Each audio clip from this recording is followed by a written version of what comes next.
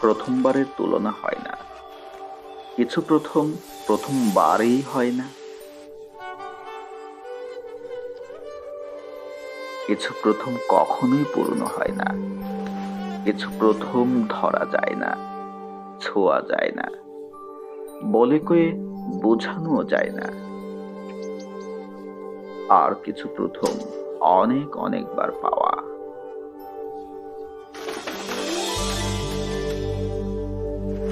এমনই এক পাওয়া এই 16ই ডিসেম্বর।